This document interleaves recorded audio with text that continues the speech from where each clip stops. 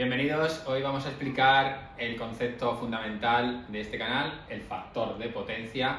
Como veníamos diciendo en el vídeo anterior, factor de potencia se define como la relación entre la potencia activa y la potencia aparente, por este triángulo de potencias que habíamos definido. Este factor de potencia o este coseno de phi también se suele expresar como f de p, de factor de potencia.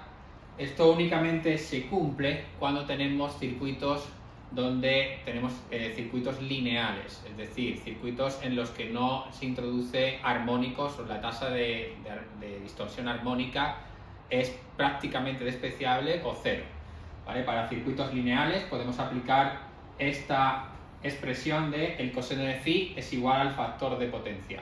Tenemos distintos tipos de factores de potencia, distintos tipos de comportamiento del sistema eléctrico que estamos analizando, sistema eléctrico de corriente alterna, que podrían ser sistemas donde la carga es resistiva pura, es decir, un factor de potencia igual a la unidad, es decir, en ese caso tendríamos que el coseno de phi es igual a 1, tendríamos que toda la potencia es aprovechable, toda la potencia es útil.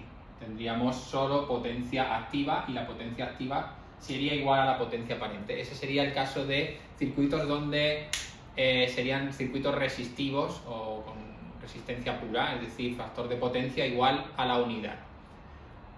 Otro caso sería circuitos capacitivos, circuitos donde tendríamos potencia reactiva negativa y serían circuitos donde la corriente, la onda de la corriente estaría adelantada sobre la corriente, sobre la onda de tensión. Es decir, si dibujamos sobre los ejes coordenados x, y las ondas de corriente y tensión, en el caso de circuitos capacitivos, la corriente iría adelantada sobre la tensión. Por eso diríamos que el factor de potencia estaría adelantado, porque estaríamos hablando de circuitos capacitivos.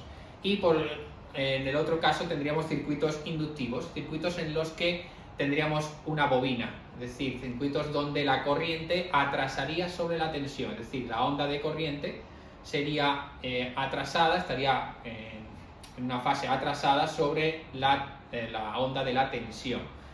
En un sistema eléctrico de potencia siempre intentamos aproximar el factor de potencia, es decir, este coseno de phi para circuitos lineales, a la unidad, es decir, un factor de potencia igual al 100%. ¿Por qué? Porque siempre intentamos reducir la cantidad de pérdidas de potencia, pérdidas de energía en la red o en la transmisión de potencia, transmisión mediante un cable, mediante una red, una línea de alta tensión, y siempre aproximamos esta carga o este factor de potencia a la unidad, porque así reducimos las caídas de tensión. Otro concepto claro donde se ve rápidamente esta aplicación de aproximar el factor de potencia a 1 suelen ser las compañías suministradoras, es decir, las compañías suministradoras, sobre todo en los grandes consumidores, centros de consumo grandes, siempre cuando se introduce una cantidad de potencia reactiva superior a la permitida, normalmente siempre las compañías suministradoras suelen permitir un 0,95 o un 95% del factor de potencia. Si ese factor de potencia es más bajo, quiere decir que están introduciendo más reactiva de la permitida por la compañía suministradora y por tanto esa compañía introduciría o penalizaría a ese gran consumidor o a ese centro de consumo por introducir una corriente reactiva superior a la permitida.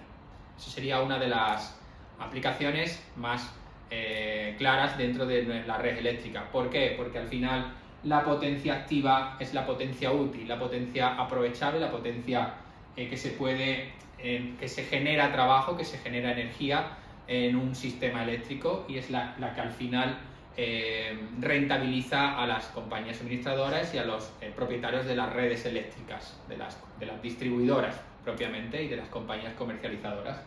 Un ejemplo claro de corrección de factor de potencia que analizaremos más adelante, pero tenemos aquí un sistema en el que una carga consume 1000 vatios, puede ser un motor, puede ser un generador, puede ser una carga resistiva, puede ser cualquier cosa, pero en este caso sería una carga que consume 1000 vatios a una tensión nominal de 230 voltios, es decir, una tensión monofásica, y con un factor de potencia, en este caso se nos presentan dos casos.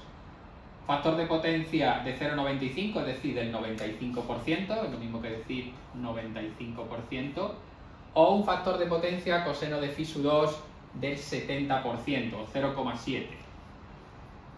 Vamos a calcular para cada caso, para este y para este caso, para coseno de phi sub 1 y para coseno de phi sub 2, la potencia aparente y la corriente que consumiría esta carga de 1000 vatios. Es decir, para los dos sistemas, para los dos, tendremos la misma potencia activa, que son 1000 vatios, y la misma tensión, obviamente, la tensión nominal, la tensión de la red.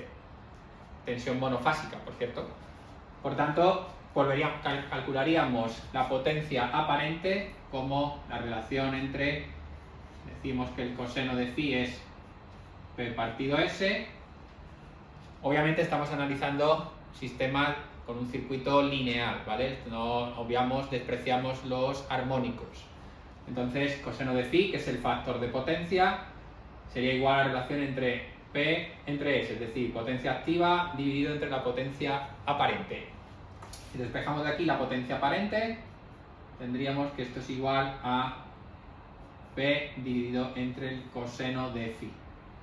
Para cada caso, venimos aquí, S1 sería P dividido entre el coseno de phi sub 1 y S2 sería P dividido entre coseno de phi sub 2. Esto, sustituyendo los datos que nos da en el problema, tendríamos 1000 vatios entre coseno de phi sub 1 0,95 y los mismos 1000 vatios entre el coseno de phi sub 2, que es 0,7.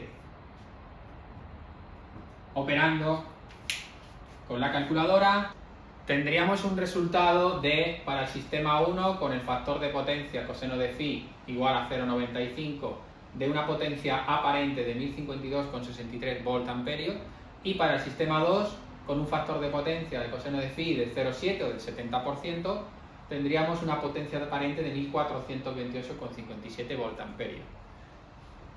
Aquí ya se indica que el sistema 2 necesita más potencia de transporte o potencia total, S2 o es potencia aparente, que el sistema 1. También podríamos calcular la corriente que consume cada sistema estableciendo la siguiente relación, sabiendo que potencia activa es igual a la tensión nominal por la corriente que circula por ese sistema por el coseno de phi, es decir, por ese factor de potencia. Despejando la corriente, tendríamos que potencia activa dividido entre la tensión por el coseno de phi. Para cada caso tendríamos que I sub 1 sería igual a potencia activa, que son los 1000 vatios, entre la tensión nominal, 230 voltios, por el coseno de phi sub 1. Phi sub 1 sería 0,95. Y la intensidad 2 sería igual a 1000 vatios entre 230 voltios por 0,7. Obtendríamos un resultado para cada caso de vatios entre 230 por 0,95, 4,57 amperios consume el sistema número 1 y 1000 vatios entre 230 por 0,7, 6,21 amperios.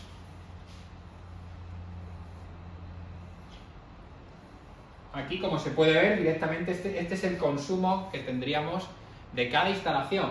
Es decir, como estamos viendo, el sistema número 2 está consumiendo mucha más corriente que el sistema número 1. Es decir, el factor de potencia 0,95 es mucho mejor que el de 0,7. Al final, imaginemos que esta es nuestra casa y estamos consumiendo 1000 vatios en un aparato eléctrico, como puede ser un aparato que tenga pues, un factor de potencia de 0,95 y otro que tenga 0,7. Pero consumen los dos, o sea, los dos necesitan 1000 vatios como potencia para funcionar. pues obviamente ISU2, ese aparato que tiene una intensidad de ISU2 va a consumir más, es decir, nos van a cobrar más dinero la compañía eléctrica por este que por este. Es decir, siempre se intenta optimizar el factor de potencia, como hemos dicho antes, a la unidad, es decir, aproximarlo lo máximo posible a la unidad.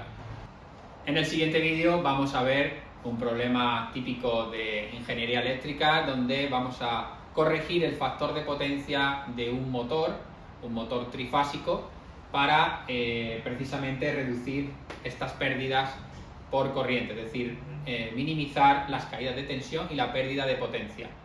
Así que si os ha gustado este vídeo, pueden dejarme un like y si os gusta el canal, suscribirse. Hasta pronto.